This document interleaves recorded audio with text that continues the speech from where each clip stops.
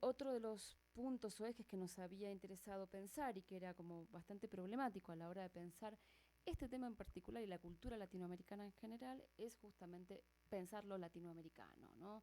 Pensar lo latinoamericano como una perspectiva diacrónica y extensa posible sin plantear una homogeneización, pensar lo latinoamericano más allá de las fronteras de lo nacional, pero teniendo en cuenta lo nacional en buena medida porque muy buena parte de los estudios que se han hecho sobre el libro, sobre la lectura y sobre la edición en América Latina son estudios nacionales, ¿sí? El libro en México, el libro en Chile, el libro en la Argentina, políticas editoriales en cada país, etcétera, salvo algunas excepciones. De hecho, hay un volumen interesante que nos costó bastante conseguir, que lo edita Cobo Borda para el CERLALC, que es la historia de las empresas editoriales en América Latina en el siglo XX, que yo lo tengo, se los puedo pasar si les interesa tenerlo, que es más bien descriptivo, no tan interpretativo, pero que está organizado por capítulos con historia de las empresas editoriales en la Argentina, en Chile, en Colombia, en Venezuela, nacionales, digamos, hechos además por un especialista de cada uno de los países, con lo cual el impulso, digamos, latinoamericanista, si se quiere, de plantear esta historia, se ve matizado de manera muy densa, digamos, por la efectiva construcción de esa historia, que no escapa a lo nacional. Y decíamos que había algunas excepciones respecto de esta cuestión del libro, de la historia del libro, una de las cuales era el libro de José Luis Martínez sobre el libro de Hispanoamérica y la otra era el libro en la cultura latinoamericana de Gregorio Weinberg. Y sí me interesaría empezar la reunión de hoy volviendo sobre una de las propuestas que se hace en este libro respecto de cómo pensar la cultura latinoamericana, ¿sí? Y después quiero volver sobre esta cuestión de la cultura latinoamericana. Eh, y Weinberg propone pensarla como un descubrimiento, dice, en el sentido de revelar, reconocer e inaugurar, como una construcción en el de poner los cimientos de una civilización y como una proyección en el de edificar con la mirada puesta en el futuro, que parecen ser palabras claves para entender el proceso de conformación de la cultura en América Latina. Y me interesa partir de aquí, digamos, justamente porque creo que esta es una de las uno de los caminos que se nos plantean para diferenciarnos también de otras historias de la lectura o del libro en Europa o de historias nacionales, que tiene que ver con pensar el libro en relación con una cultura latinoamericana, y aquí sí ingresarían las dimensiones que habían comentado ustedes la vez pasada, la cultura letrada, la cultura popular, la cultura impresa, la cultura manuscrita, la cultura masiva, ¿sí? De una manera mucho más amplia que solamente el libro, pero al mismo tiempo pensarla en términos de cómo funciona el libro particularmente como un objeto con sus especificidades, y como este objeto de doble faz que habíamos visto la vez pasada, una faz más vinculada con lo simbólico y una faz más vinculada con lo mercantil o comercial, digamos, y solo reconocible en su análisis descriptivo e interpretativo a partir de esta doble faz. Lo que sí me interesa subrayar ahora, y creo que no lo comentamos, no lo comenté eh, con tanta certeza, digamos, en la reunión pasada, es que en verdad esta aproximación que estamos discutiendo en estas reuniones tiene como una genealogía otra, ¿no? Una genealogía de estudios que partirían básicamente, a mi juicio, de ciertos estudios culturales y críticos literarios latinoamericanos, y que no es necesariamente o solo la genealogía de los estudios sobre el libro y la lectura de la historiografía francesa en adelante, ¿no? Porque revisando para estas reuniones una cantidad de bibliografía sobre el libro en América, sobre el libro en Argentina, sobre el libro en España, me encuentro con que en muy buena medida estos trabajos se anclan, digamos, o en los trabajos de bibliófilos o en los trabajos de la historia de la lectura de Chartier como las bases fundacionales. Y lo que a mí me interesaba al citar a Weinberg o al citar a Martínez es también plantear que una manera lícita, válida, legítima de pensar la historia del libro y la edición en América Latina es pensar la otra genealogía de estudios sobre el libro, que no necesariamente se plantearon como tales, pero que en realidad son los trabajos pioneros respecto de esto. La vez pasada habíamos hablado de Romano, habíamos hablado de Rivera, habíamos hablado del texto de Sarlo sobre el imperio de los sentimientos. En este marco también me parece que es importante recuperar los trabajos de Susana Zanetti sobre el libro, la lectura y las representaciones del libro, y de una manera más amplia, pensando en otros precursores, por ejemplo, el trabajo de Piconzala sobre de la conquista de la independencia y la manera en que mira la cultura latinoamericana y la función del libro en esa cultura, o los trabajos pioneros de Irving Leonard, que son de los años 40 y que en realidad piensan todas las cuestiones vinculadas con la circulación del libro, la cultura, lo que se llama la cultura material, digamos, pero también todas las posibilidades del contrabando y de pasar ciertas regulaciones, y que es un texto, un trabajo precursor, pensado desde una perspectiva literaria o crítica, ¿sí? Con esto no quiero decir que no abrevemos en todas las historias culturales e intelectuales respecto del periodo, pero sí creo que existe como cierta necesidad incluso de marcar esta línea o esta deuda o esta afiliación, digamos, con ciertas inflexiones desde la crítica latinoamericana y no solo con el libro latinoamericano como objeto, ¿sí?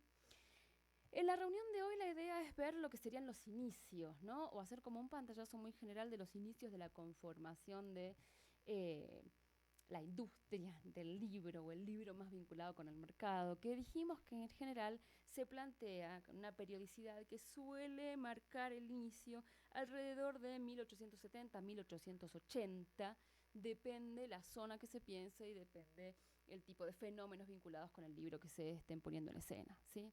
Digo 1870 porque este es el año de la publicación del primer bestseller, digamos, en el mundo editorial, bueno, el incipiente mercado editorial argentino, que es el Martín Fierro, de José Hernández, ¿sí? Que tiene un éxito de público desconocido hacia el momento y que además interpela de manera muy directa a lectores populares.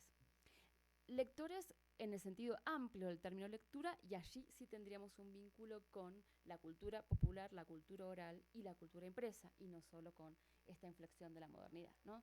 Quizás justamente porque los cambios y estos momentos de inflexión siempre traen aparejados el cruce entre ciertas continuidades y ciertas novedades, ¿sí?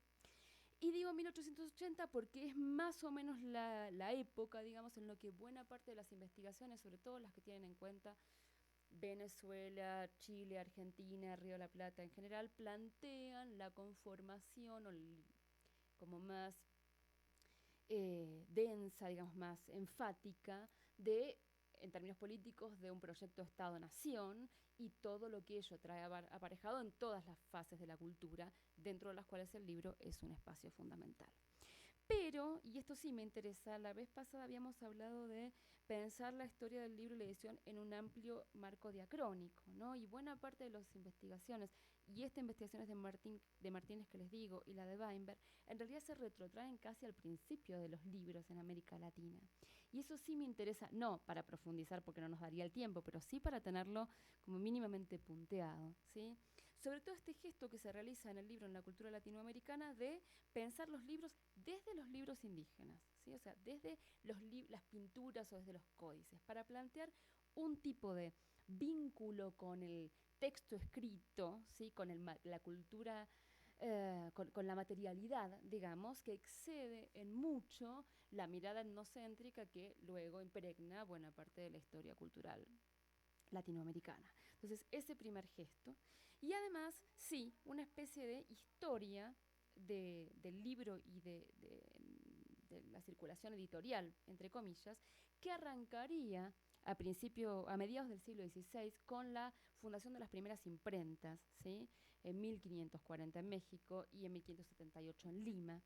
Y esos datos sí me parece que son importantes porque además marcan algunas características que van a ser como constantes en el derrotero del libro en América Latina en los 3 siglos siguientes, ¿sí? Por un lado, cierta relación subordinada en alguna medida, ¿sí? Respecto de la producción del libro en Europa. No solo en España, también y muy especialmente en Francia y en Inglaterra y luego en los Estados Unidos, ¿no? Y además el vínculo entre dimensiones que son muy importantes, que son las que tienen que ver con la regulación de lo que se imprime y lo que circula, la censura respecto de aquello que puede circular o no, la manera en que los letrados novohispanos o de los diferentes virreinatos tienen posibilidad de acceder a la circulación de sus textos, y en qué medida cuando pensamos el libro, entre comillas, en ese momento colonial en Hispanoamérica, también tenemos que pensar básicamente en la cultura manuscrita, ¿sí? Y no solo en el libro como tal, porque hay una muy buena parte de esos textos, por diferentes motivos, ya sean textos producidos por letrados, pero que tienen em, que son censurados de alguna manera por la corona, o los textos producidos por los inúmeros soldados, capitanes, etcétera, que cuentan sus relatos de la conquista, que sí, en términos de redes intelectuales, configuran una red de lecturas y de diálogos, aunque no necesariamente pase por el formato del libro impreso, sí pasa por el manuscrito. Les comento esto porque a la hora de pensar en términos de redes o en términos de tramas la cultura latinoamericana, creo que es importante también pensarla desde sus inicios en alguna medida, ¿no? Y esto aparece ya desde que uno empieza a trabajar con los primeros textos de 1530 en adelante, ¿sí? Pero además, esta cuestión de qué es lo que prevalece, digamos, en términos de lo que se edita, lo que se imprime, lo que se publica en América Latina, por lo menos en los primeros 2 siglos de la colonización, que básicamente tiene que ver con, no sé si con una política editorial, pero sí claramente con una política cultural de un afán evangelizador y didáctico para el libro de manera central, ¿sí? Entonces, si ustedes ven los diferentes catálogos y las bibliografías de la época colonial, que hay muchas, muy eruditas, muy descriptivas, pero muy eruditas, van a ver que lo que prevalece en muy buena medida son o catecismos o libros religiosos de diferente naturaleza y además gramáticas de lenguas indígenas, o sea, aquello que sirve para enseñar o evangelizar y además en la herramienta vinculada con la lengua del otro que también sirve para dar a conocer la religión, ¿no? Eso ocupa una muy buena parte de lo que en efecto se imprime y de hecho buena parte de nuestros letrados más destacados, estoy pensando en el Inca Garcilaso, por ejemplo, sus comentarios reales, la primera parte de los cuales se publica en vida, no se publican en imprentas en América, se publican en Europa, ¿sí? Los comentarios reales lo publica el Inca Garcilaso en 1609 en Lisboa, ¿sí? A través de la reina de Portugal. De hecho, tiene una extensa dedicatoria a la reina de Portugal porque el paratexto es lo que permite en este momento, además, instalar una legitimidad para el lugar desde el cual se enuncia. Y la segunda parte, que se publica un año después de la muerte del Inca Garcilaso, en 1617, se publica en Córdoba, ¿sí? Y consigue publicarlo la orden religiosa con la cual el Inca Garcilaso estaba en contacto directo. O sea que lo que nos pone en escena estos primeros momentos del libro en Hispanoamérica tiene que ver con el cruce entre el poder político, el poder de la iglesia, digamos, la censura, las políticas culturales vinculadas con la organización de lo que luego será la ciudad letrada, como lo llamó Ángel Rama, y también, y esto es muy interesante, los artilugios o las estrategias de estos letrados para dar a conocer sus textos más allá de la circulación manuscrita en la circulación del libro impreso, ¿sí? Esto es lo que consigue con sus alianzas el Inca Garcilaso, esto es lo que va a conseguir 60, 70 años después Sor Juana, cuando publica Inundación Castalidad en España, ¿sí? A través de su gran mecenas, que es además una publicación casi única para los poetas barrocos de la época, ¿no? Góngora, Quevedo, el mismo Sigüenza no consiguen ese tipo de publicaciones que sí consigue la Musa Décima. ¿Sí? Bien. Lo otro interesante para pensar este primer momento del libro y la cultura escrita en América Latina tiene que ver con los diferentes momentos y con las diferencias entre lo que sería el centro de las colonias y los límites, ¿sí? Esto lo trabaja muy bien Bernardo Suber Casó en su libro sobre historia del libro en Chile, Alma y Cuerpo, que arranca con el periodo colonial y termina casi, bueno, hay diferentes ediciones, pero termina alrededor del año 2000, de acuerdo con la edición con la que trabaje. Y él menciona justamente el lugar periférico y problemático que es la edición de libros en Chile, sobre todo en Santiago de Chile, que al que solo llega una imprenta luego de la primera independencia, digamos, en 1812 a Santiago, en 1811 a Valparaíso, ¿sí? Piensen que en 1540 llega la imprenta a México, ¿sí? Entonces ahí hay una diferencia fundamental, si bien está regulado, matizado, censurado de alguna manera la impresión de libros, sí existe una posibilidad mucho más cierta en lo que serían los centros de las colonias, de lo que serían los límites, ¿sí? Y eso marca también la construcción de un mercado, que es lo que a Suber Casó le va a interesar para cuando empiece a pensar siglo XIX y principios del siglo XX, ¿sí? Porque hay una recepción más tardía y también hay un vínculo subordinado, si se quiere, con lo que serían estos, no solo con España, sino con estos otros centros de los diferentes virreinatos, con Lima básicamente, y luego con Buenos Aires, ¿sí? La imprenta llega a Buenos Aires, disculpen que lo mire, pero son muchas fechas, en 1780, ¿sí? Entonces, lo que hacen muchos impresores, libreros, que son o autores mismos, es mandar a imprimir varios de sus textos a Buenos Aires. Pero incluso textos del estilo de eh, regulaciones administrativas o documentos legales también tienen que ser impresos en Buenos Aires. O sea que ahí hay una relación, si se quiere, de cierta subordinación, digamos, que tiene que ver con la cultura material específica, con la posibilidad de la llegada de la imprenta como artefacto y también con las transformaciones que digamos, de mediados del siglo XIX en adelante se dan respecto de la imprenta misma, ¿sí? Transformaciones vinculadas con el proceso de modernización, transformaciones vinculadas con el avance tecnológico y que van a incidir en la cultura material del libro, en la materialidad del libro como tal, ¿sí? Además de estas cuestiones, otro elemento importante en la cultura del libro en estos primeros momentos, que son 3 siglos, en realidad no son tan pocos, es la existencia de bibliotecas, ¿sí? Que es lo que suelen resaltar los bibliófilos cuando hacen una historia del libro en Hispanoamérica o en América Latina, ¿sí? Bibliotecas de distintas instituciones o bibliotecas privadas, muchas de las cuales en el siglo XIX y en virtud también de ciertas luchas independentistas se ven dispersadas, vendidas, etcétera. En México es muy interesante dos bibliotecas fundamentales. Una es la del Colegio de Santa Cruz de Tlatelolco y otra es la Palafoxiana, siglo XVI y siglo XVII. Bibliotecas con la Palafoxiana se supone que al principio tuvo más de 12.000 ejemplares, lo cual es un número incluso muy alto incluso para la época, ¿sí? Y algunas bibliotecas particulares, digamos, dentro de las cuales nuevamente la Nueva España ocupa un lugar central, sobre todo en un universo barroco, en especial las bibliotecas de Sor Juan y las bibliotecas de Sigüenza, sobre las cuales se han hecho estudios un poco más en profundidad, intentando hipotéticamente reconstruir las características de esa biblioteca. ¿Sí? Recuerden que Sor Juana, un año antes de morir, se ve forzada a vender todos sus libros. ¿Sí? Hay un momento de inflexión que todos los investigadores marcan en relación con esta cultura del libro en Latinoamérica en el momento de la colonia, que tiene que ver con las reformas borbónicas, ¿sí? Con este mayor ordenamiento, pero también con esta sujeción todavía más densa respecto de lo que serían y el intento de control de los materiales que pueden llegar y aquellos que no pueden llegar a América. A esta altura el contrabando ya está perfectamente aceitado, ¿sí?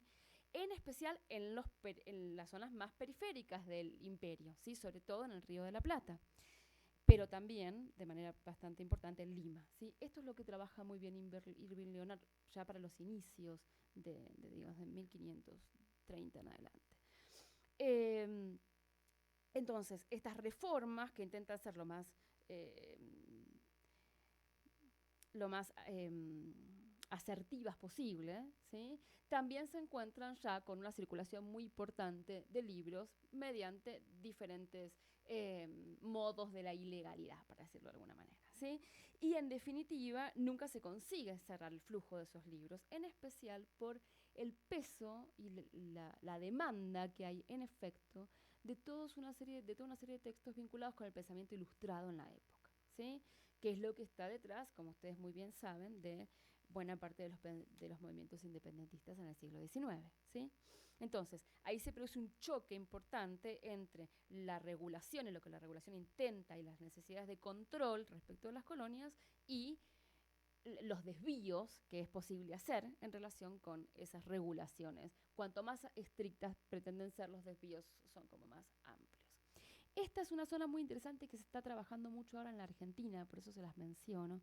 Sobre todo investigadores como Graciela Baticuore, no sé si la han escuchado nombrar, es una investigadora joven que trabajó en su tesis doctoral representaciones de la mujer lectora en el siglo XIX y que ahora está trabajando más bien reconstrucción de bibliotecas, ¿sí? Y circuitos de circulación del libro, ¿sí? Y esto es interesante porque aparecen porque esta zona, digamos, muestra también la evolución de los estudios en relación con la cultura del libro, ¿sí? No era una zona que se desconociera, de hecho, esta aparece mucha documentación en cartas, en documentos legales, en autos que se hacen de la época respecto de los enormes cajas de libros contrabandeados que se interceptan y que se destruyen, ¿sí? Pero lo que sí había, digamos, como hasta los años 70, en mi revisión respecto a América Latina, era un análisis más descriptivo, ¿sí? De cuáles eran los títulos, listados de libros que habían llegado a América, aunque estuvieran prohibidos por la corona o por la Inquisición, ¿sí? Mientras que de los años 80 a esta parte, con los influjos de los nuevos estudios culturales, para decirlo de alguna manera, esto se articula de manera central con modos de circulación, modos de sociabilidad, con el funcionamiento de otros agentes que no son solo los escritores, sino que son fundamentalmente, particularmente los libreros. Libreros que muchas veces son libreros, son impresores, son editores, son agentes culturales y son los que producen incluso los primeros bestsellers a mediados y fines del siglo XIX, ¿sí? Uno de estos casos que después vamos a comentar un poco mejor es el de Marcos Sastre en Argentina, ¿sí? Entonces, hay esta atención a los modos del desvío, ¿sí? Tiene que ver también con una atención a cómo se organiza cierta sociabilidad en torno a la cultura del libro en el siglo XIX, ¿sí? Por eso es que nos interesaba llamar la atención sobre esta zona de los estudios. El otro momento fundamental que marcan en este derrotero es el momento de las independencias, así que eh, con diferente peso histórico, ¿sí? Ahora articula buena parte de la historia del libro a lo largo de todo el siglo XIX, ¿sí? Y que tiene muchas idas y vueltas. También lo plantea de manera interesante Subercaseaux en su trabajo sobre Chile, ¿sí? Porque explica, digamos, el enorme impulso de las ideas ilustradas en la impresión de libros en Chile, incluso cuando no hubiera imprenta, y el peso simbólico de la llegada de la imprenta a Valparaíso primero y a Santiago de Chile después. Esto es muy interesante por el, por, por el tipo de análisis que Subercaseaux plantea, porque él señala que en realidad no tiene tanto peso, tanta importancia lo que en efecto se pudo imprimir en esa imprenta hasta 1814, sino lo que esa imprenta implicaba en términos simbólicos, en términos de las posibilidades que habría a la hora de pensar una nueva cultura, ciertos modos de la independencia que no fueran solo políticos, sino que fueran básicamente culturales, ¿sí? Esto se corta de alguna manera porque hay una especie de momento de reconquista entre 1814 y 1817 hasta que finalmente se consigue, entre comillas, la independencia de Chile, ¿sí? Entonces, el mundo del libro le permite también a Subercaseaux mostrar las idas y vueltas. La imprenta que llega primero a Valparaíso empieza a publicar, por ejemplo, gacetas, ¿sí? Cuando vuelve el poder español, digamos, cuando vuelve España a tomar el poder, se cierran todo ese tipo de publicaciones y se publica una gaceta que se llama Viva el Rey y que se publica durante 3 años hasta que con la reconquista, digamos, vuelven a tomar mucho más impulso las gacetas y ya entonces la publicación de libros, ¿sí? Y este es el otro elemento importante a tener en cuenta en este momento, que es el vínculo muy estrecho que ustedes marcaban muy bien en la reunión pasada entre el libro y otras manifestaciones, digamos, de la cultura escrita como los periódicos, las gacetas, los folletines, las hojas sueltas, ¿sí? O sea, todo tipo de circulación de la letra impresa, escrita, ¿sí? Que excede el formato libro, pero que convive con ese formato y que en estos primeros momentos incluso se retroalimenta, ¿sí? Los investigadores que piensan este momento de inflexión entre fines del siglo XIX y principios del XX, digamos de 1880, 1920, para poner una periodización que como toda periodización es algo arbitraria, ¿sí? Plantean que lo que se produce en realidad para el comienzo de la conformación de un mercado del libro es un sistema de retroalimentación entre lo que sería la prensa periódica, el folletín y los nuevos libros que se están proponiendo para un público ampliado, ¿sí? Básicamente en este sentido sí se pueden plantear como dos perspectivas o dos dimensiones fundamentales. Una perspectiva que vamos a ver muy bien representada en la experiencia de la Biblioteca La Nación en la Argentina, de una mirada letrada y una producción de libros para sectores populares más amplios desde la perspectiva letrada de lo que los sectores populares deben leer, ¿sí? con una idea del libro y de la posibilidad de contaminación de ciertos libros que ya proviene, si uno se descuida, digamos, del siglo XVI en adelante, ¿sí? Que no por nada también es el momento en el que empieza a transformarse el vínculo entre cultura letrada y cultura popular, ¿sí? Y después otra serie de experiencias que están mucho más vinculadas a esta otra dimensión del libro, que es la dimensión del mercado, ¿sí? Y que buscan interpelar a sectores populares, pero no necesariamente pensando en lo que debe educar a estos sectores populares, sino lo que los sectores populares consumirían en términos de entretenimiento, ¿sí? Esto es algo muy incipiente entre fines del siglo XIX y principios del XX y empieza a consolidarse mucho más desde 1920 en adelante, ¿sí? Pero el momento en el que se gesta es este momento finisecular que en realidad tiene, por eso les planteaba la perspectiva de larga data, continuidad con un montón de dimensiones y vertientes de larga data, ¿sí?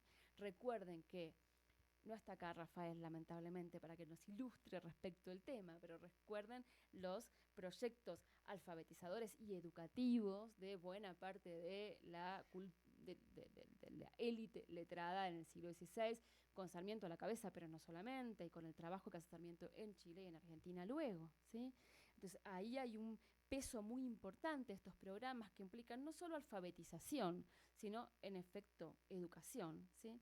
Que además se articulan, y esta es la otra dimensión fundamental cuando uno piensa la cultura del libro en el fin de siglo, con los procesos migratorios y con los procesos de modernización. Por eso hablaba de este momento, ¿sí? Procesos migratorios que implican también la necesidad, digo necesidad entre comillas, ¿no? De homogeneizar, digamos, ciertas pertenencias culturales, incluso ciertas lenguas, ¿sí? Y al mismo tiempo la necesidad de construir una identidad común, que es la identidad que se organiza detrás de la idea de un Estado-nación o de una nación.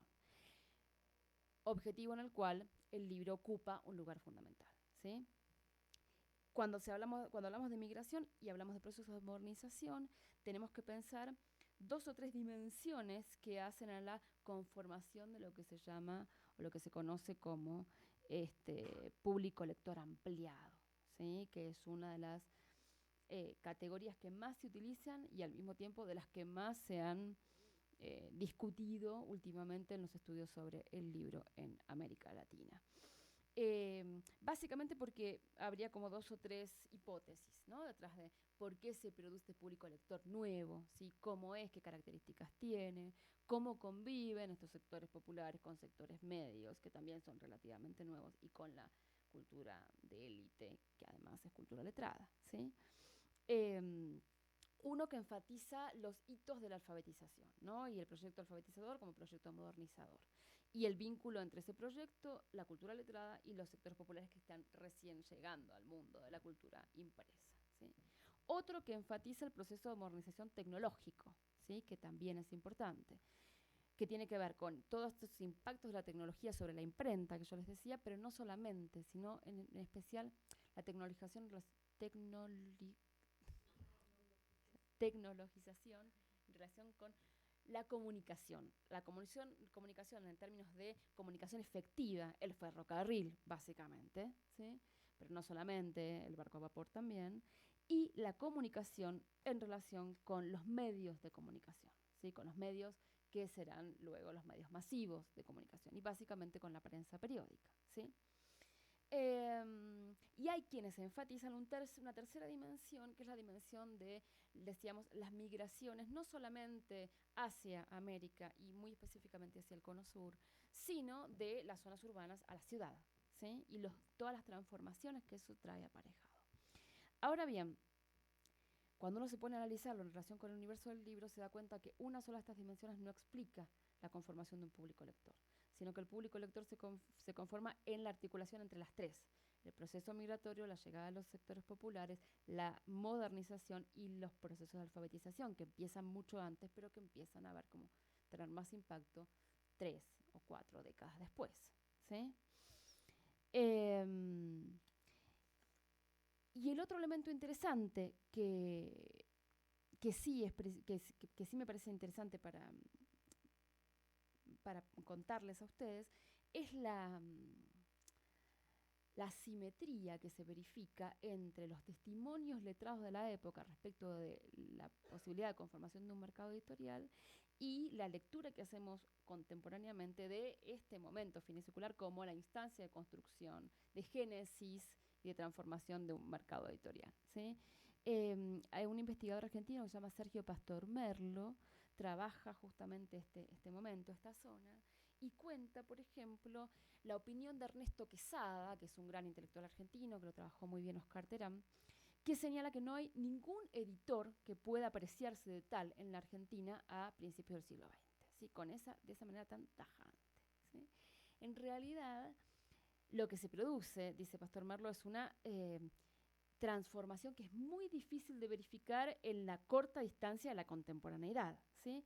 Y que, hago un paréntesis, a nosotros nos va a pasar cuando intentemos pensar en la última reunión el mercado editorial contemporáneo, ¿sí? Porque hay algo del orden de cierta dificultad para ver la transformación o el cambio que se está produciendo en ese preciso momento, ¿sí?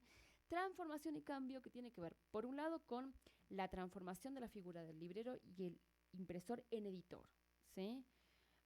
O la transformación de la misma figura que va siendo de librero editor, o la conformación de editores que no tienen imprenta propia, que tampoco tienen una librería y que se constituyen como tales, y que a fines de siglo es un 10%.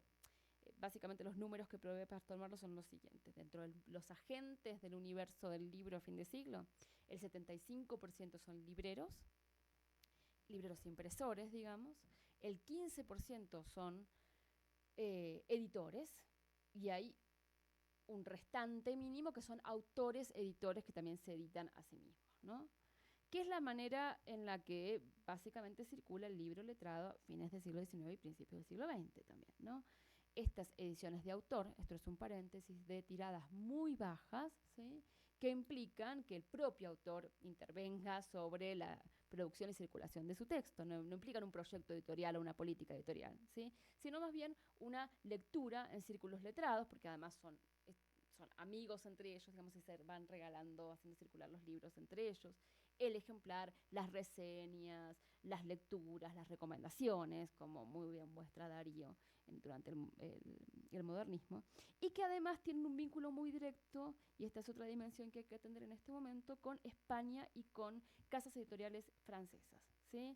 Muchas casas editoriales francesas, y esto es algo de lo que se quejan los historiadores del libro en España, que a fines del siglo XIX y principios del XX, incluso el mercado español está copado por editoriales de inglesas y francesas, ¿sí? Que vieron el filón del libro en lengua castellana, no por nada, estamos pensando en un momento post-independencia, ¿sí? Y que entonces publican los libros de algunos de los intelectuales más renombrados, o publican traducciones de grandes folletines muy vendedores en Europa y los exportan a América Latina, ¿sí?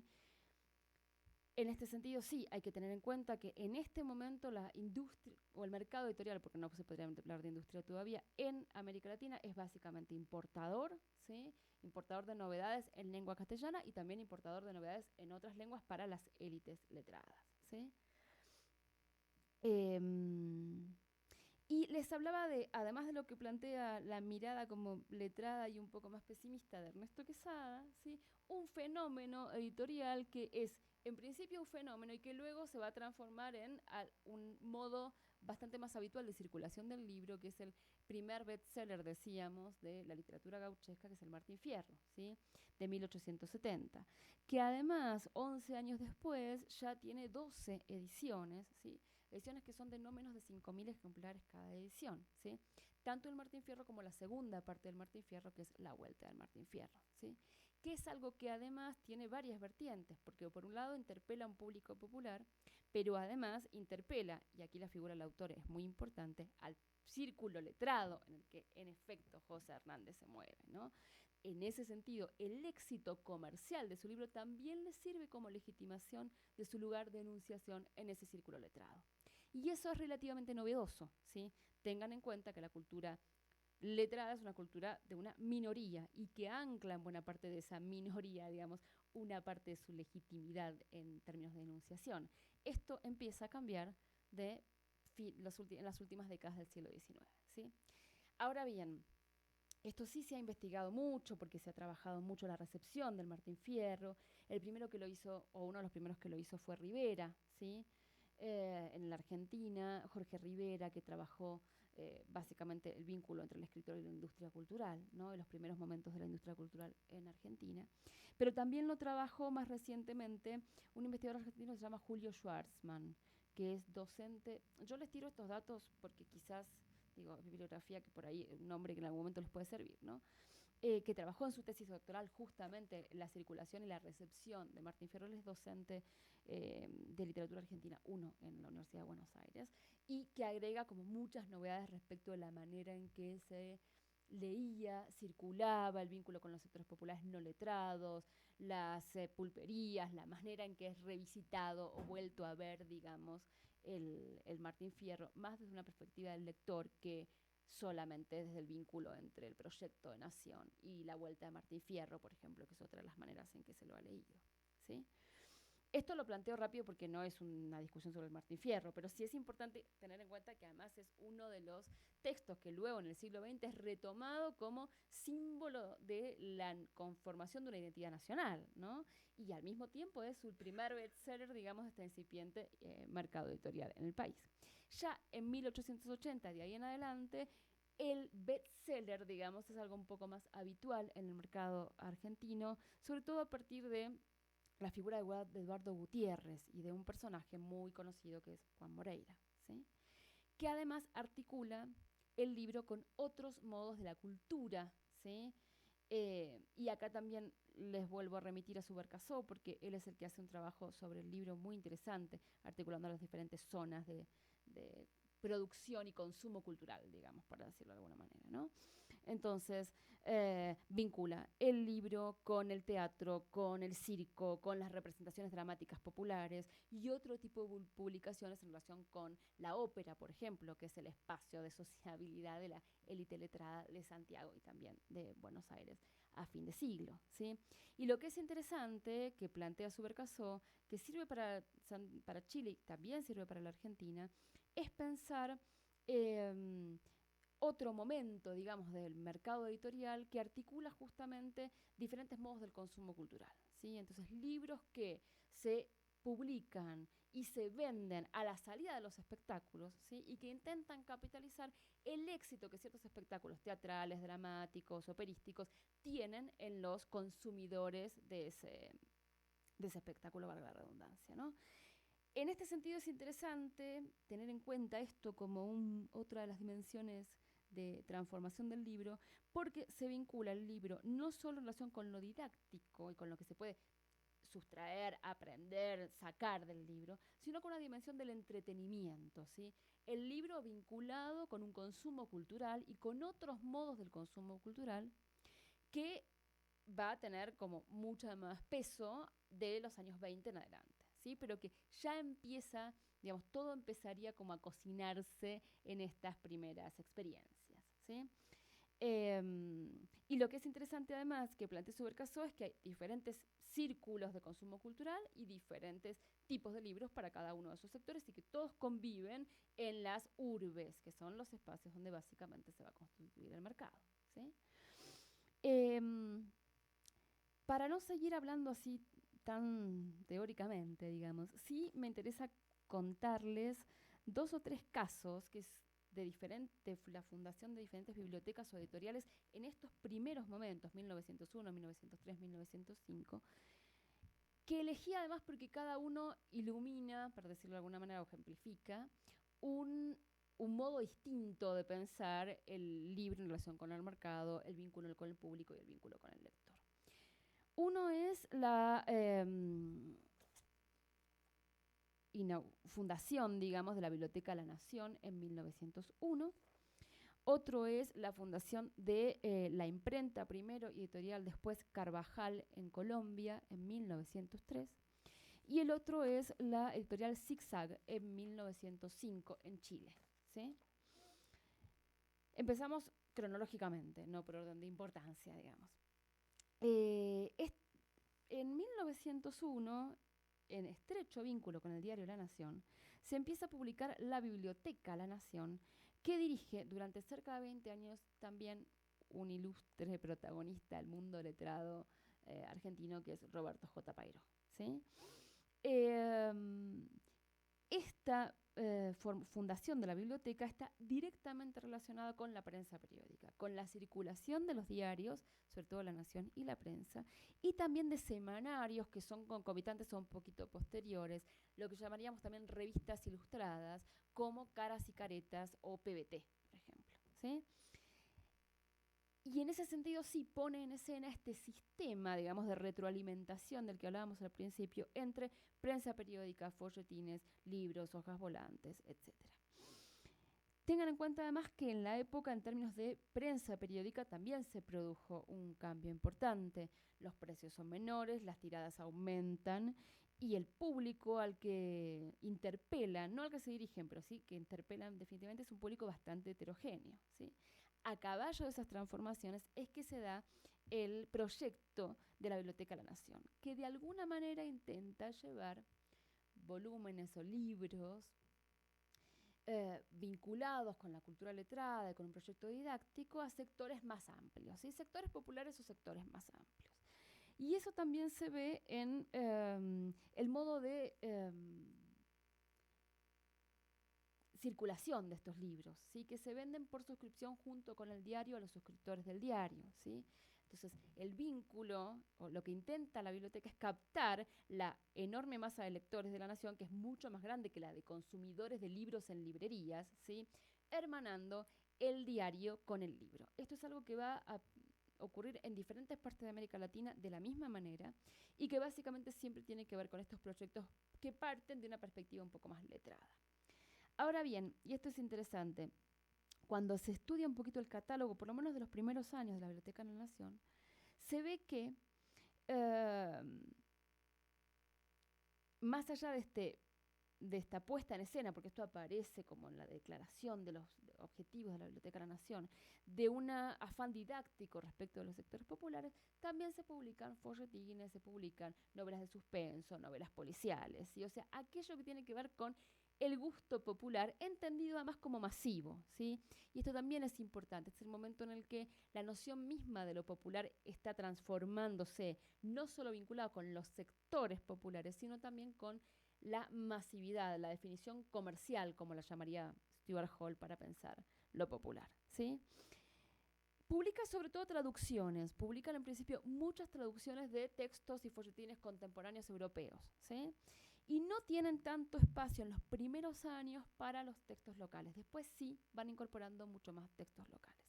Los primeros que publican argentinos son La Gran Aldea, Facundo, Amalia, En Viaje y a partir de 1905 textos un poco más cercanos como La Bolsa de Julián Martel o La Novela de la Sangre de Carlos Bunge, ¿sí? Esto es interesante porque fíjense que ponen en escena Amalia o La Gran Aldea o Facundo, libros que son de mediados del siglo XIX, ¿sí? Que están vinculados con otra coyuntura, además, articulados directamente con el rosismo, ¿sí? O sea que no son novedades editoriales. Pero hay una idea, que esto es interesante, también de construir una especie de catálogo vinculado con lo que se está construyendo como los grandes nombres de la literatura argentina, ¿sí? Y estos grandes, lo que serían luego los clásicos, ¿sí? En buena medida lo que intenta la Biblioteca de la Nación en su afán, que tiene una vertiente didáctica, es poner al alcance de un público amplio estos textos que ya tienen una enorme circulación, por otra parte, que están vinculados con los clásicos de la literatura argentina del siglo XIX. Y recién después hacen ingresar autores más nuevos, ¿sí? O que les son un poco más contemporáneos. Que además, algunos de ellos, como La Bolsa de Julián Martel, son votados por los lectores, ¿sí? Y esta es otra de las herramientas que utilizan, que tiene mucho que ver con nuevas formas de vínculo con el lector en la prensa periódica, que utiliza Pairó para discutir o poner en escena cierta ficción de diálogo con los lectores respecto de la formación del catálogo, ¿sí? Piensen además que es una biblioteca que se extiende durante 20 años, o sea que el proyecto de publicaciones también tiene mucho que ver con el ida y vuelta o el feedback con el lector. Una de las cosas que proponen es una especie de concurso donde preguntan al lector cuáles son los textos que quieren leer, ¿sí? Y en una carta privada que recopila Pastor Merlo, aparece justamente la queja de Poirot porque sobre todo abundan folletines y novelas de suspenso y novelas policiales, esas cosas que quieren menos la bolsa de Julián Martel, ¿sí? Que por algún motivo, que también tiene que ver con interpelar un acontecimiento peculiar de la sociedad contemporánea, aparece como entre los más votados, ¿sí? Entonces, los principales criterios tendrían que ver con esta publicación de traducciones, la publicación de textos que interpelan un público amplio, la publicación de algunos autores argentinos clásicos, y en términos de género, una prevalencia muy central de la novela, ¿sí? Que esto es algo, por otro lado, muy vinculado con estéticas de fines del siglo XIX y principios del XX. Novelas que no necesariamente son realistas o naturalistas en el sentido clásico en que se piensa el realismo o el naturalismo, pero que sí, de alguna manera, den cuenta de ciertos conflictos o de la época contemporánea o de la época en la cual se gestaron. Por eso Facundo, por eso Amalia, por eso La Bolsa, que tienen un anclaje en cierta lectura de lo social, aunque no sea directamente realista o naturalista, ¿sí?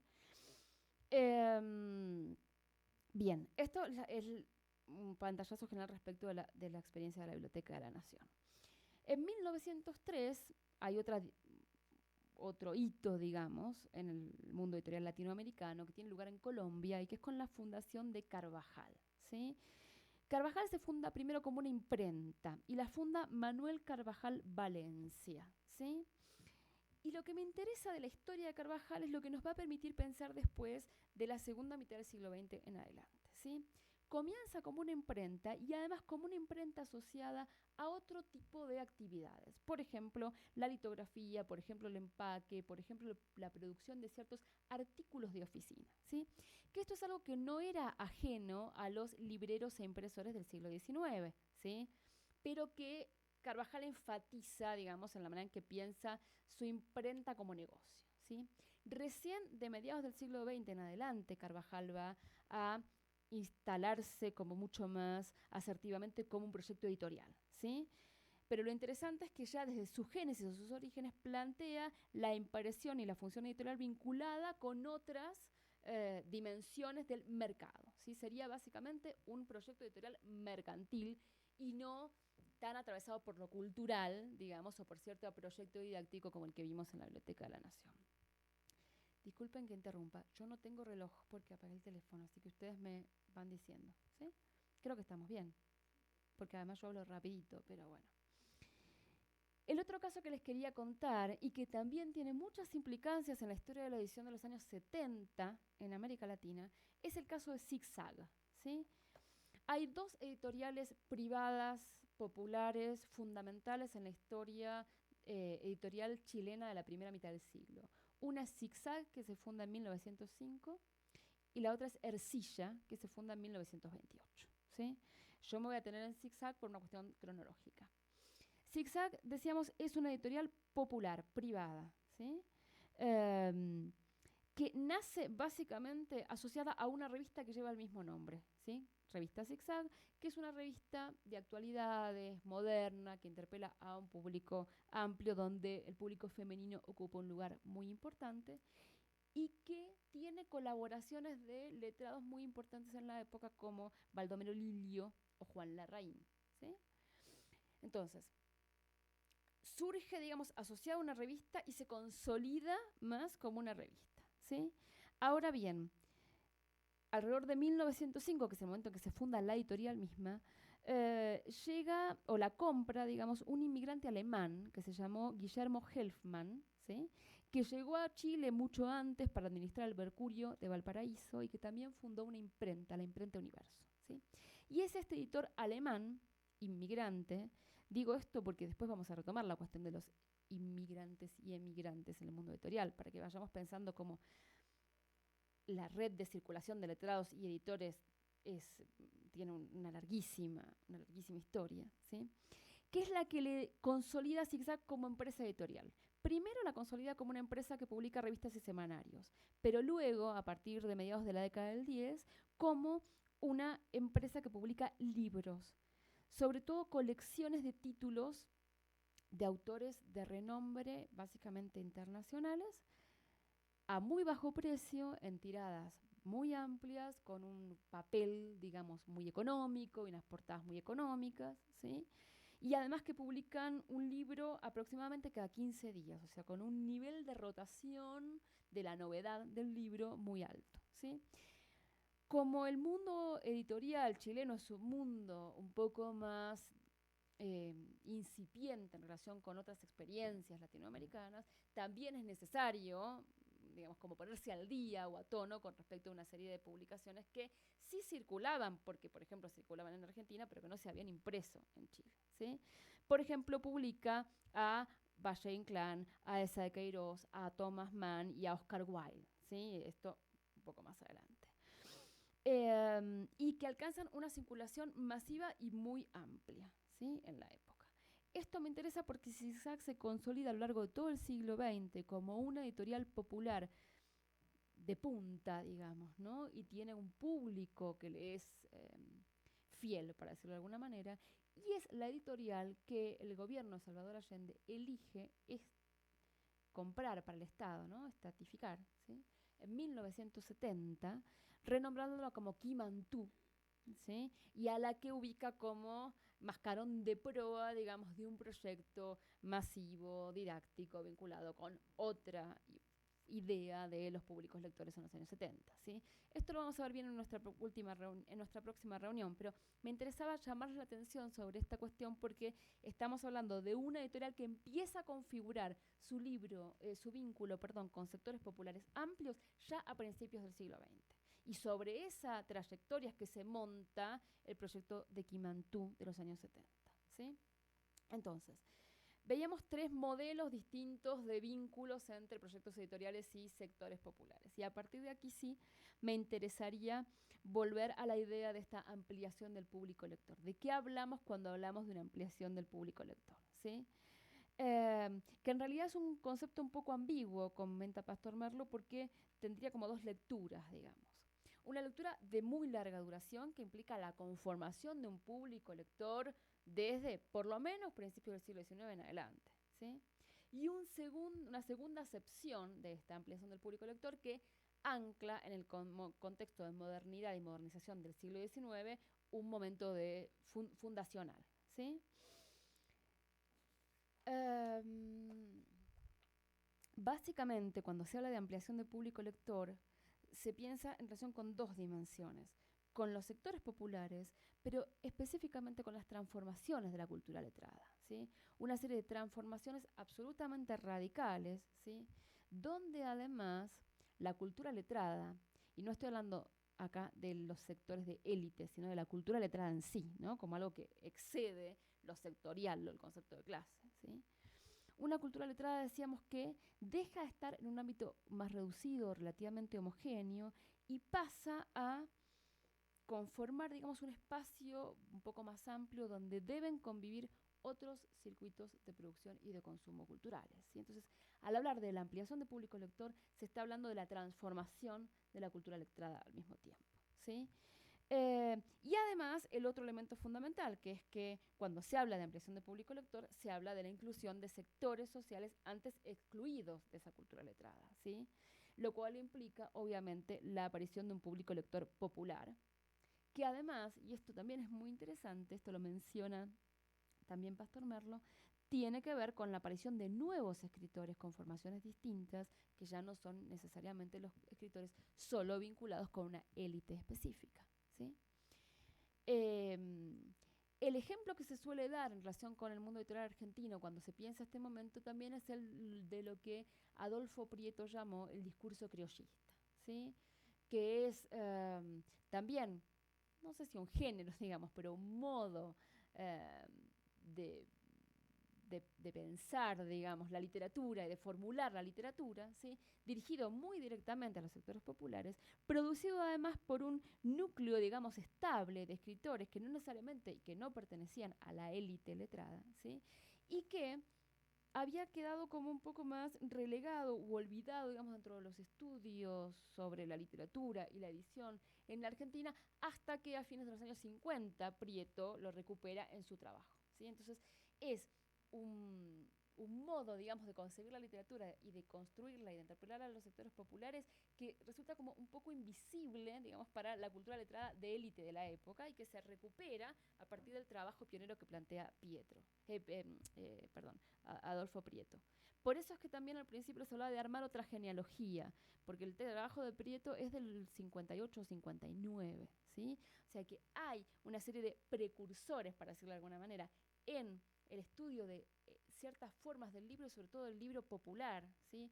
En América Latina y en la Argentina, que quedan un poco deslucidos cuando uno queda como absolutamente deslumbrado, digamos, respecto de ciertas aproximaciones hacia la lectura en los últimos 20 años, ¿sí? Esto, por otra parte, es algo que pasa también a la hora de pensar la literatura y la cultura latinoamericana en general. Por eso es que planteábamos esta genealogía, ¿sí? Entonces, se constituye un público lector ampliado, también nuevos escritores, sectores sociales populares que tienen acceso a la cultura letrada, una transformación de la cultura letrada y se constituye además una nueva demanda, ¿sí? Una demanda específica, ¿sí? Eh, que, que sustenta de alguna manera, económicamente incluso, la producción cultural, ¿sí? Esta demanda, esta articulación, digamos, entre público lector, transformación de la cultura letrada, demanda que tiene un impacto económico y muy directo en relación con ciertas políticas editoriales, es lo que son como las tres dimensiones que hacen a la conformación de el campo literario moderno, ¿sí? Tal como se plantea a principios del siglo XX. En América Latina, básicamente en el Cono Sur, ¿sí? En relación con estas eh, investigaciones. En este sentido, sí se suele señalar que la producción literaria es como la zona más dinámica en el mercado de la época, ¿sí? Porque obviamente no lo hacemos nosotros, porque nuestro recorte, decíamos, es del libro básicamente literario y de ensayo, pero hay toda una circulación diversa, digamos, de publicaciones, impresiones vinculadas con el libro de texto, con lo específicamente didáctico. Al principio hablábamos de Marcos Sastre, ¿sí? Este famoso librero e impresor que gesta el Salón Literario de 1837, ¿sí? Pero que además es un gran pedagogo a lo largo del siglo XIX y que publica como pedagogo y como impresor varios libros de texto para la enseñanza, ¿sí? Uno de los cuales, el más famoso, se llama Anagnosis. Lo empezó a publicar en 1850. Alrededor de 1800, si no me equivoco, 95, ya llevaba 45 ediciones, ¿sí? Y era un libro básicamente para enseñar a leer, ¿sí?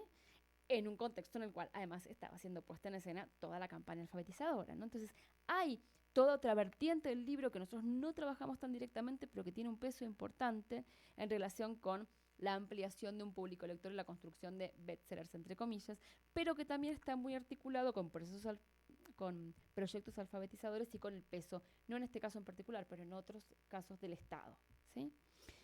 Hay un segundo momento que también tiene una serie de inflexiones cronológicas, que sería como la segunda década del siglo XX, 1910-1920 aproximadamente, que es hasta donde quiero que lleguemos hoy.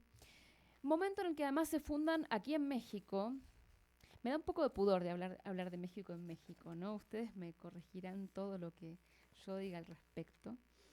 Eh, Porque es la década en la que se fundan dos editoriales emblemáticas. Porrúa, ¿sí? Porrúa como editorial, ya había surgido como imprenta, pero en 1914 se lanza como editorial.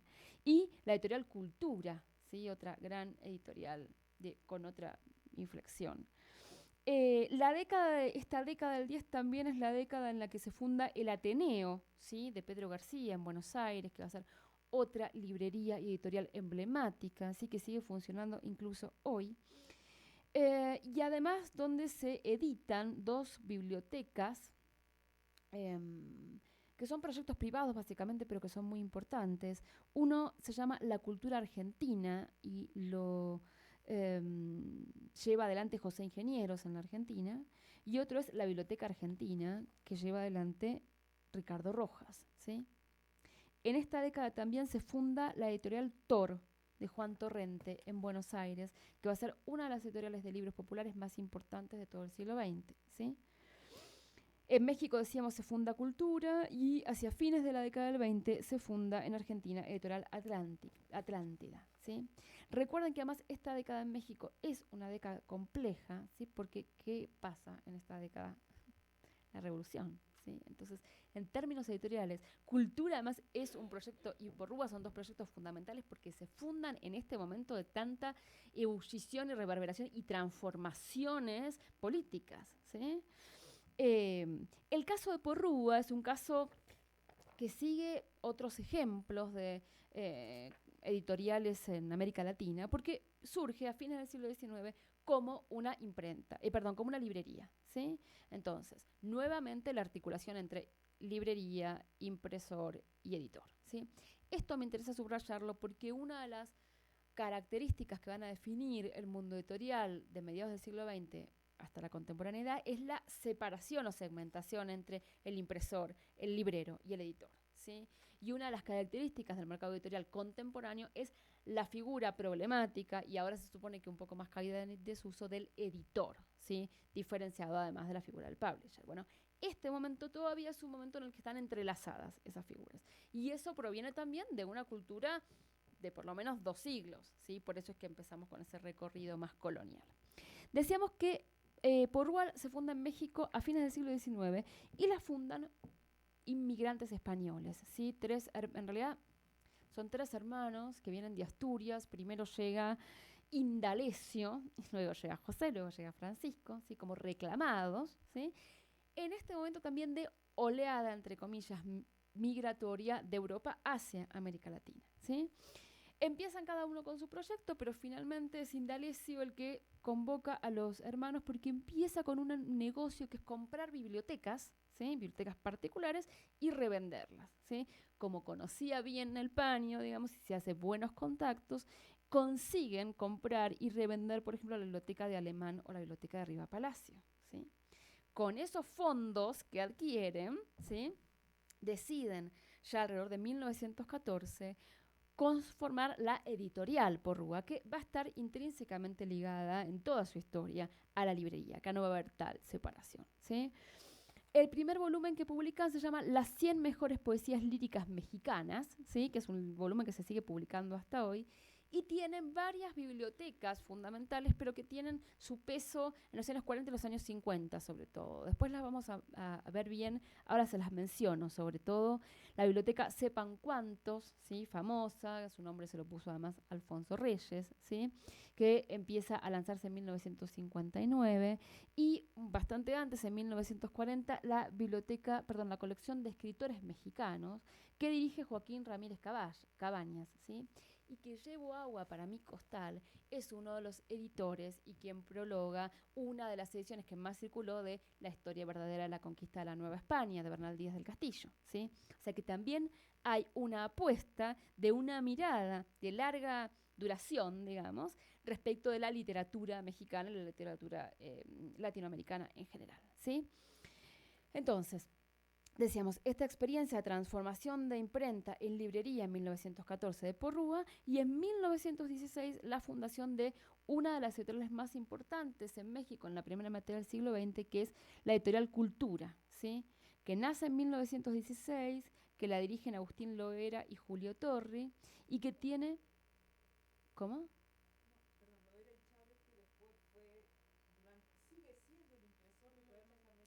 Ah, sí.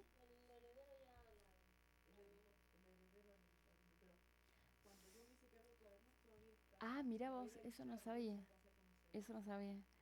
Y que tiene una colección preciosa que se llama Antología Mensual de Buenos Autores, que dirigió José Gorostiza, ¿sí? O sea, ese tipo de nombres tienen como asesores de su catálogo, ¿sí? Publican autores mexicanos, contemporáneos, extranjeros, antiguos y modernos, en ediciones muy bellas, donde había un cuidado muy específico respecto del libro como objeto, también respecto de la imagen, respecto de la ilustración, respecto de la tapa, ¿sí? Y acá sí también hay una hay una diferencia, digamos, entre ciertas ediciones que además de, digamos, el contenido del libro en sí, le prestan una atención específica al libro como objeto, en términos de representación iconográfica, además, y en términos de papel, y otro tipo de publicaciones que apuntan, digamos, a una circulación mucho más rápida, pero también a una renovación mucho más rápida de ese catálogo, ¿sí? Básicamente también es armar una biblioteca, ¿sí? O armar una circulación de libros que sea consumido rápidamente y pensado como consumo, ¿sí?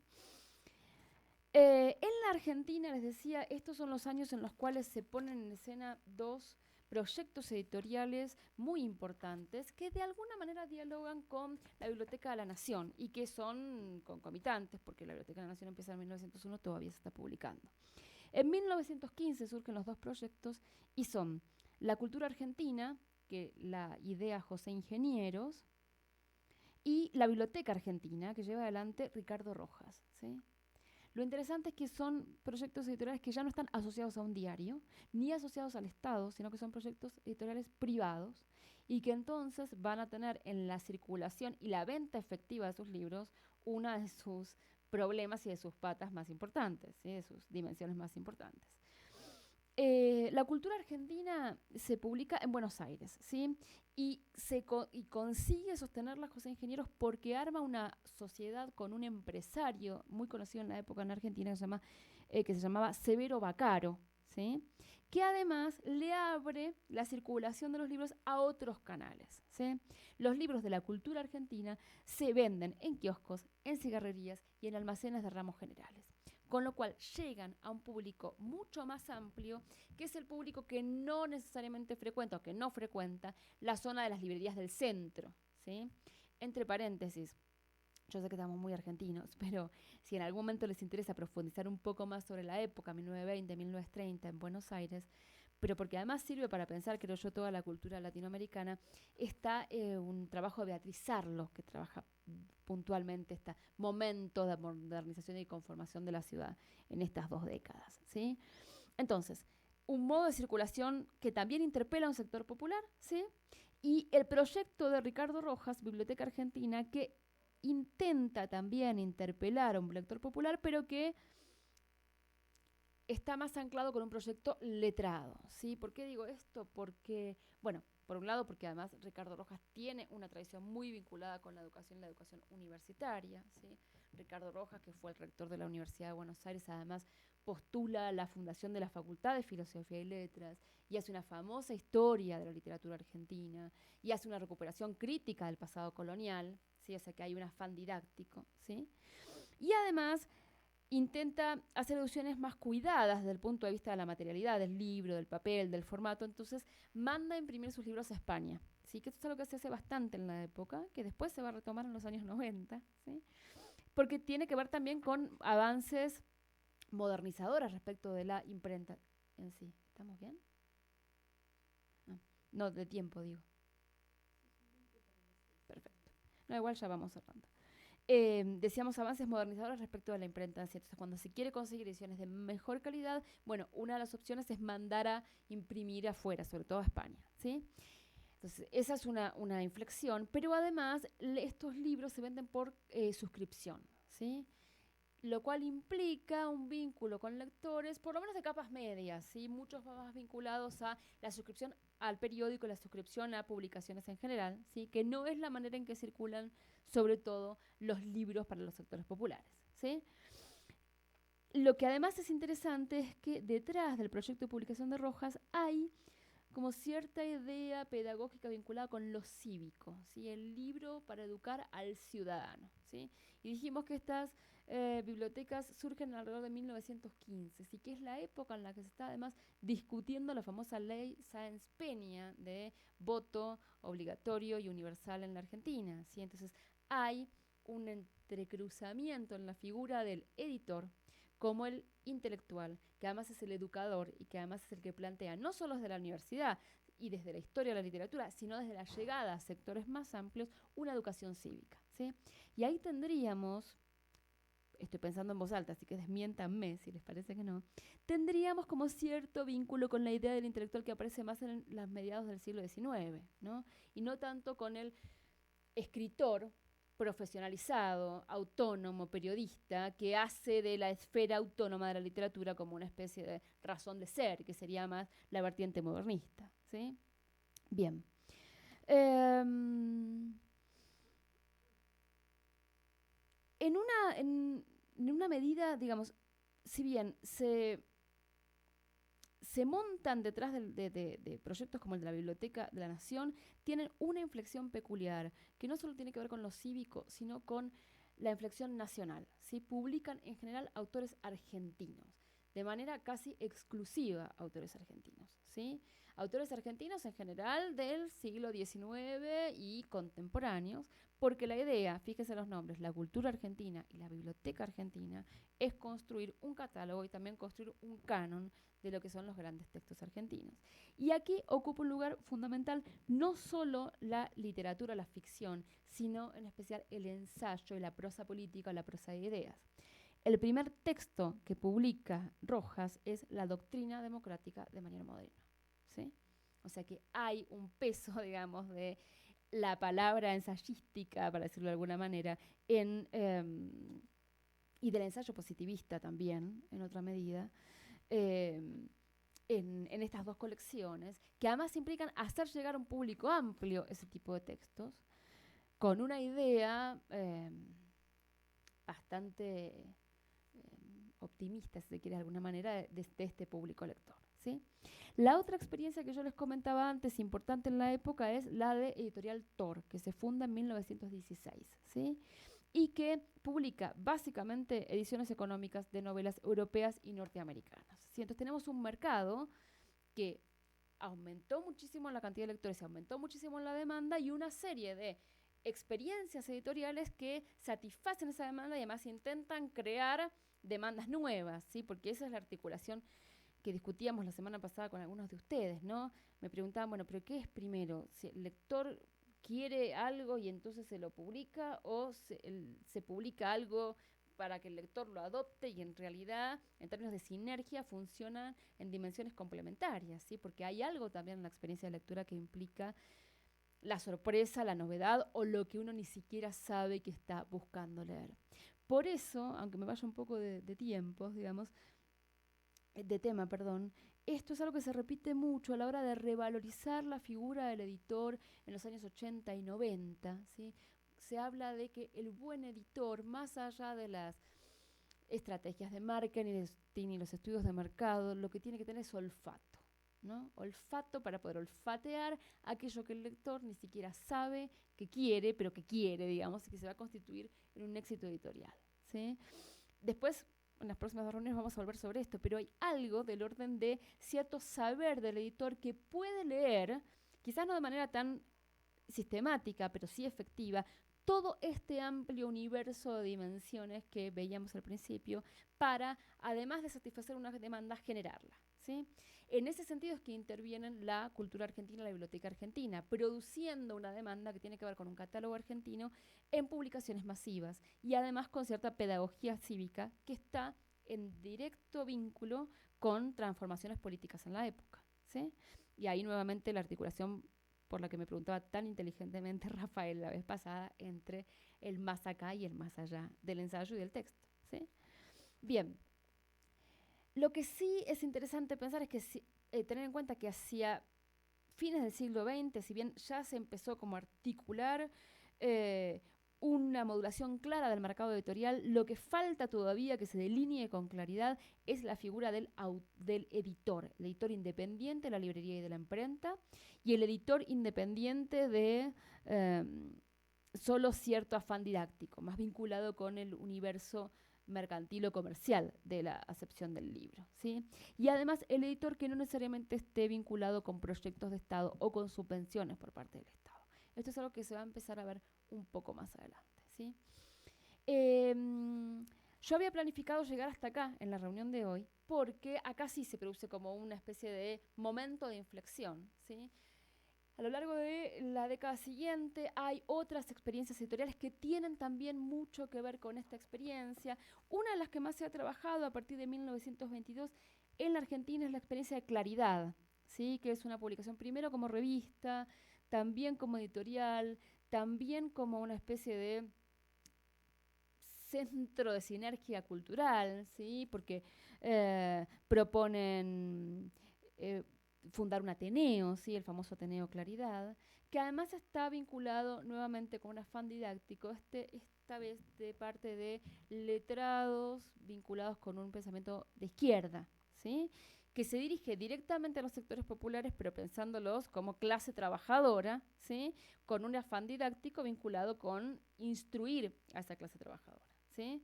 El protagonista de este fenómeno, entre comillas, fue Antonio Zamora, ¿sí? Un intelectual de izquierda muy importante en la Argentina. Y hay varios estudios sobre esta experiencia editorial, por eso no profundizo tanto en esto. Eh, Sobre todo sobre la revista, y ahora están haciendo más estudios sobre la experiencia editorial del libro en sí. Los otros dos hitos que me interesa subrayar en la década siguiente, pero que recuperan buena parte de estas líneas, son la fundación de Ercilia en Chile, en 1928, ¿sí? Que también sigue un lineamiento muy parecido al de Zigzag.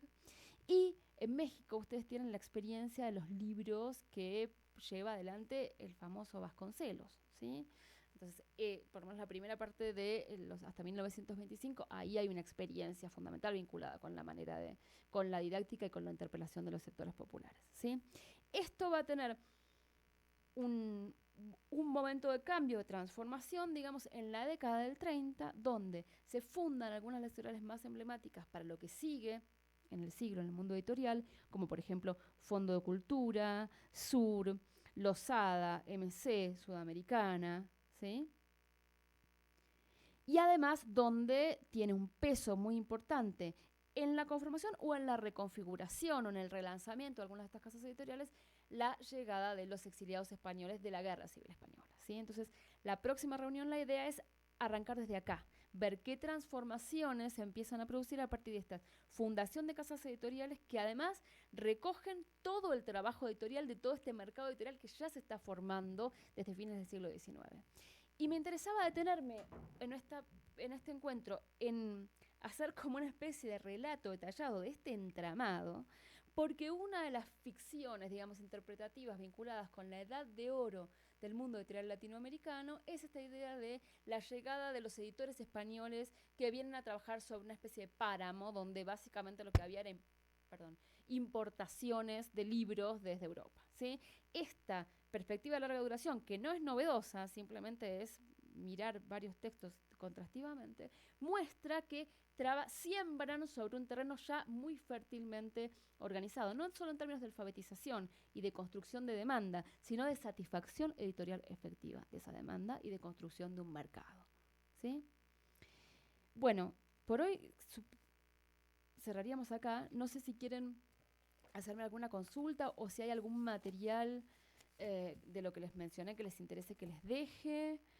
Yo no sé si yo les dejé mi dirección de email, si no después, Liliana, vos se las pasás, porque quizás no surge ahora, pero después, dentro de un tiempo, leyendo otras cosas, les aparezca alguna duda o alguna cosa que me quieran preguntar, ¿sí?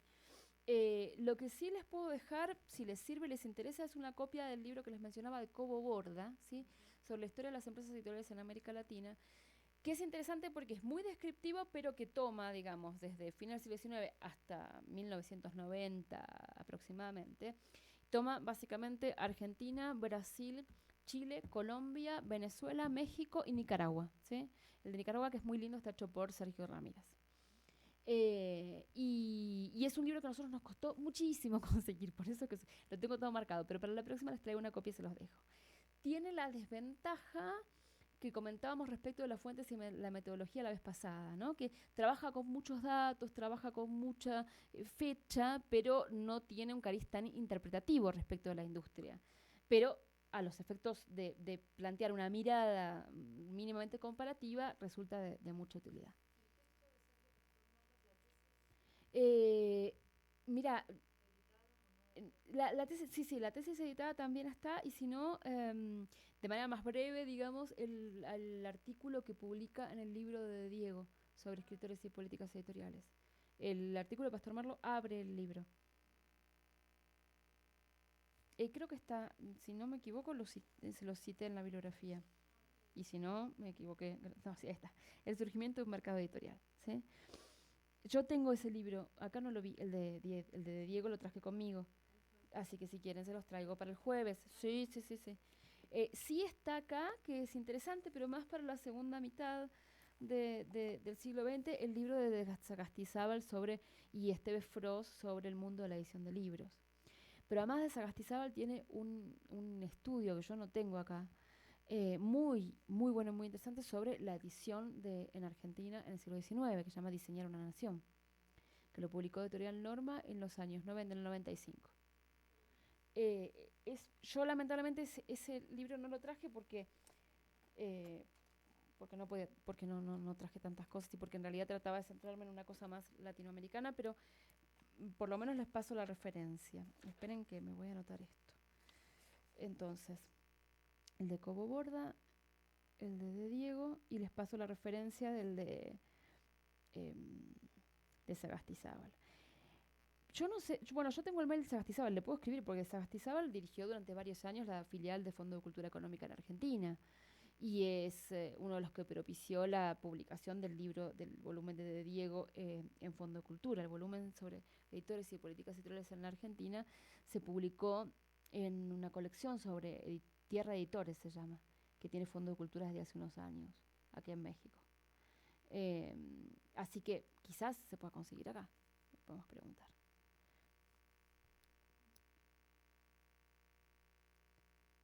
Bueno, sí.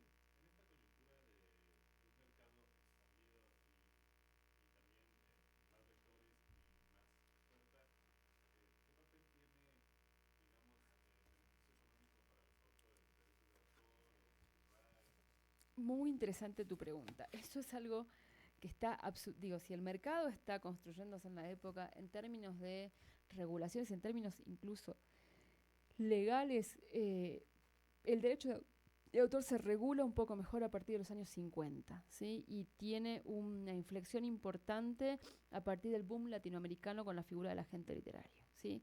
Hasta ese momento, por lo menos en las 3 primeras décadas, sí se hacían contratos con los editores, pero eran contratos que los mismos autores de, eh, mencionan o califican como leoninos, porque a veces eran contratos por la obra completa o contratos de por vida o que los obligaban a la publicación de un título exitoso, entre comillas, anualmente, entonces que ataban al autor a una figura de editor imprentero, ¿no? Básicamente. Que esto es un fenómeno que no es privativo de América Latina, es un fenómeno que se da en el mundo del libro, en Europa en general, ¿sí? Recién empieza a transformarse, digamos, con la profesionalización del escritor y además con la consolidación de la figura de autor, perdón, con la profesionalización del autor y con la consolidación de la figura del editor, ¿sí? Donde además se constituyen casas editoriales, ¿sí? Que tienen detrás un proyecto editorial específico y entonces el vínculo con el autor pasa a ser como el lugar central de consolidación de un catálogo a largo plazo y un catálogo de long sellers, ¿sí? Que son las experiencias editoriales de muchas de las editoriales de los años 50 y 60, ¿sí? Ahí entonces hay una mayor atención. Pero incluso en términos de regulación de los derechos de autor, la regulación entre los países latinoamericanos es distinta. eh, es de hace aproximadamente 30 años o un poco menos la idea del derecho de autor post-mortem 70 años, ¿sí? Inscripta en la legislación de derechos de autor en la Argentina, ¿sí? Y además ahora está siendo completamente discutida y puesta en escena en relación con los derechos de las publicaciones digitales, el ebook, etcétera, ¿sí? También porque la ganancia del editor va variando de acuerdo con el tipo de público y el tipo de libro y el espacio de las librerías. A medida que las librerías van ocupando más lugar, se van separando impresor, de librero, de editor, de autor, y las librerías van ocupando más lugar, un lugar cada vez más central en la efectiva venta de esos libros, ¿sí? También se van quedando con un porcentaje mayor y entonces las ganancias entre editor y autor tienen que repartirse de otra manera y eso afecta los derechos de autor, ¿sí? Eh, Hay una especie de observatorio de los derechos de autor en América Latina en el CERLALC. CERLALC. En la página web tienen una zona que es derechos de autor y ahí tienen como una especie de punteo comparado de la legislación de derechos de autor entre países latinoamericanos, contemporáneo, ¿no? Pero es interesante porque tiene información, es muy legal, digamos, a uno le resulta un poco árido de leer, pero tiene información interesante sobre cuál es el estado de la cuestión de los derechos de autor en contemporáneos, ¿no? Hasta donde yo sé, el hito en términos, sobre todo también en términos de lectores populares que no necesariamente leen el texto, sino que lo escuchan leer y en ese sentido también tiene otro nivel de circulación, digamos, que también tiene que ver con el formato del Martín Fierro, ¿no? Con la poesía, con el octosílabo, con cierta interpelación de géneros populares que son caros a esos lectores, ¿sí? También es otro momento, ¿no? En el sentido de que ya en alguna medida están dadas las bases, sentadas las bases para un impacto editorial mucho mayor, ¿no? Sí hay una recuperación, como comentábamos antes, del Facundo en otras bibliotecas dirigidas a un público popular posteriores, ¿no? Porque lo publica, lo publica Ricardo Rojas en su Biblioteca Argentina, ¿sí? Como uno de los principales textos de su editorial, de su proyecto. Digamos que en términos de... También es cierto que hay como cierta dificultad para dar cuenta del volumen de lectores y de edición en un momento temprano del siglo XIX, ¿no? Porque, bueno, esto aparece también en la cultura del libro en Latinoamérica, cuando lo estaba releyendo, esta cuestión de que es muy difícil recopilar, contar con los datos efectivos, mucho más para momentos un poco más lejanos, aunque haya muy buenas bibliografías, digamos, ¿no? Entonces, buena parte de lo que se afirma también es provisorio, en la medida en que pueden aparecer como nuevas informaciones como más vinculadas con la circulación efectiva de los textos, ¿no?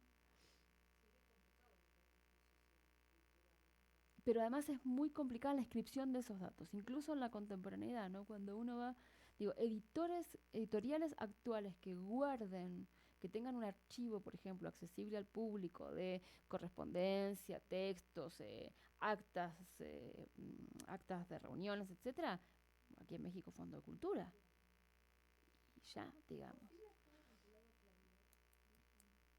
Eh, no sé si el proyecto editorial de Claridad, yo no lo he visto, no lo he visto directamente vinculado, pero la verdad que lo puedo revisar. Porque, bueno, bueno, desde la época, digamos, ¿no? Y de la famosa reforma universitaria, etcétera. Pero puede que haya algo que esté vinculado en algún sector a la revista, quizás, y yo no lo sepa. Me voy a fijar.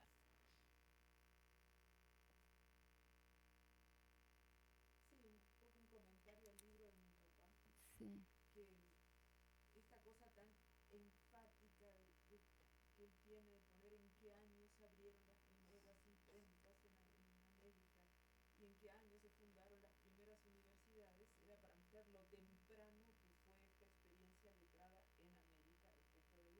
Ujú. Y además, y eso es muy interesante respecto a los Estados Unidos, todo el tiempo, bueno, todo el tiempo, dos o tres veces, cuando menciona las primeras imprentas, menciona el primer libro científico publicado en la Nueva España, menciona los libros ilustrados, vinculados con las ideas ilustradas, digamos, hace la comparación respecto de lo que se publicó primero en Estados Unidos, respecto de la primera imprenta que se apareció en Cambridge, etcétera. Porque, bueno, también hay me parece a mí, ¿no? Hay como una atención muy clara a ciertos procesos culturales que también están vinculados con avances políticos y en los cuales Estados Unidos también tiene un rol importante, ¿no? Pero es uno de los pocos, por eso es que lo vengo releyendo, no, no por interpelarte a vos, Liliana, sino porque lo vengo releyendo para estas reuniones, porque es uno de los pocos que entra bien en el siglo XX y hace todo el recorrido, porque cuando revisaba nuestro proyecto y estos materiales para venir acá a México, en realidad surgía como la permanente sensación de que la investigación empezaba donde las historias del libro en América Latina o en Hispanoamérica terminaban, ¿no? No las historias nacionales, sino las historias más generales. Incluso la breve historia del libro en México de Torre Villar, perdón, que lo publicaron acá en la UNAM, tiene una especie de espíritu bibliófilo, ¿no? Y descriptivo un poco más abusado, pero cuando llega al siglo XX, un capítulo, 5 o 10 páginas, alguna mención a librerías famosas y ahí se termina. El único que encuentro que hace todo ese trayecto es el libro en la cultura latinoamericana. Y ahí sí hay una diferencia, porque es lo que a nosotros nos permite anclar la contemporaneidad con una perspectiva de larga duración, ¿no? ¿Qué es lo que están haciendo, por otra parte, en buena parte de los estudios sobre el libro y la edición en Europa ahora? El año pasado, en noviembre, se hizo en la Universidad de La Plata un coloquio sobre el libro y la edición. Y dos de los invitados fueron investigadores franceses muy conocidos. Uno es Molière, no sé si lo han escuchado nombrar, tiene varios libros sobre la edición en Francia en el siglo XVII, XVIII, XIX. Pero cuando trajeron sus conferencias, vinieron a hablar de los problemas del libro contemporáneo, del libro electrónico, del proceso de la extraducción, pero lo hacen a partir de investigaciones de largo plazo, digamos, vinculados con bueno, básicamente las transformaciones del estado del absolutismo en adelante, ¿no? Entonces, este movimiento que se está haciendo en la historia del libro y la edición, por lo menos hasta donde yo pude escuchar lo contemporáneo en Francia, ya está prefigurado de alguna manera en este recorrido del libro de Weinberg.